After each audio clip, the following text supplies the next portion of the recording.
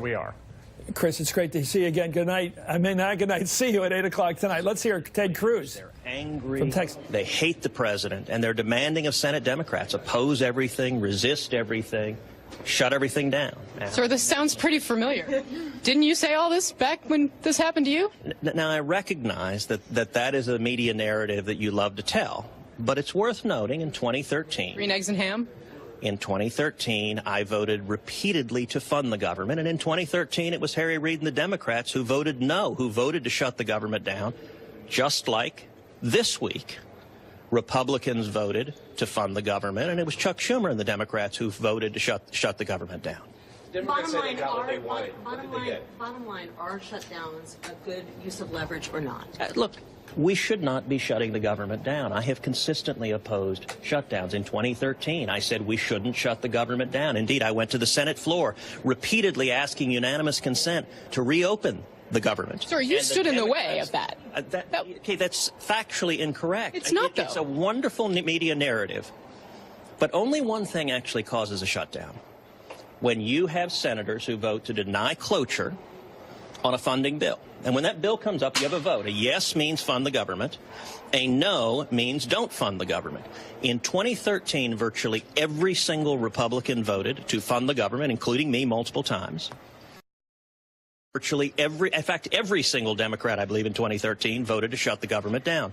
The same thing is true here. Virtually every single Republican voted this week to fund the government. Virtually every single Democrat voted to shut it down. Sir, that's simply not the case. This was about Obamacare funding. Those facts are incorrect. You insisted at that time.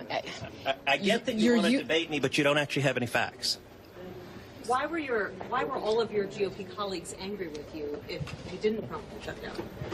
In 2013, unfortunately, Republicans were divided. That was a mistake. You know, I wrote a book a couple of years ago called A Time for Truth, where I walked through what had happened. And I said, look, the mistake that was made then in 2013 by Senate Republican leadership was to turn and attack House Republicans and fellow Republicans and to turn Republicans on each other. That was a mistake. I wish it had not happened. And I'm glad it didn't happen this time. This time, Republicans actually stayed united. But the media love to write the story, love to broadcast the story, that any shutdown is Republicans' fault. That is a natural media reflex. It's actually, I think, one of the reasons why we saw a shutdown.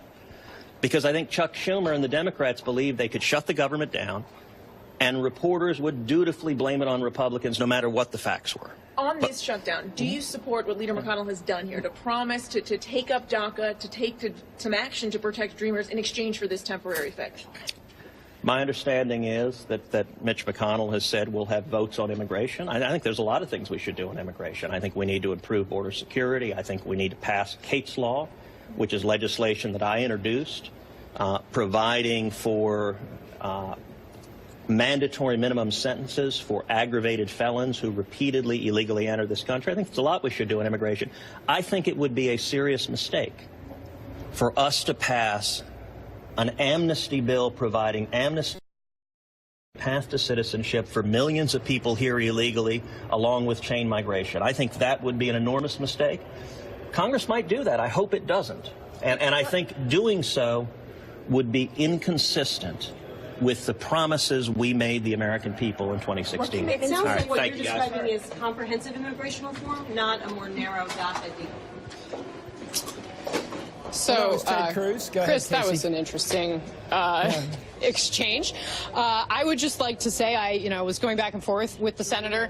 He is technically correct about the way that the procedure of this played out, but there is no question about how the government shutdown unfolded in 2013, which is that Senate Republicans pushed to defund Obamacare.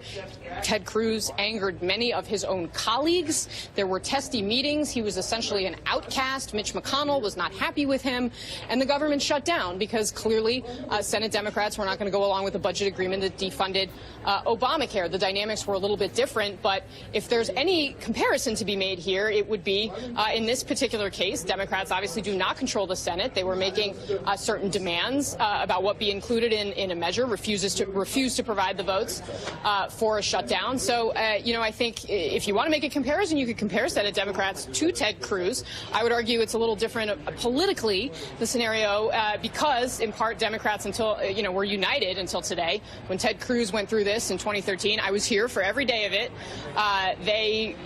Republicans were unhappy with how he was acting, put them in a tough position. Senator Cruz has since come around. He was the last one standing, obviously, against President Trump in the 2016 election, and he has done a lot of work to try to build back relationships with colleagues here on Capitol Hill. If he, of course, is going to run for re-election to his Senate seat, he's going to need their help and support. So in my years covering him here, I would argue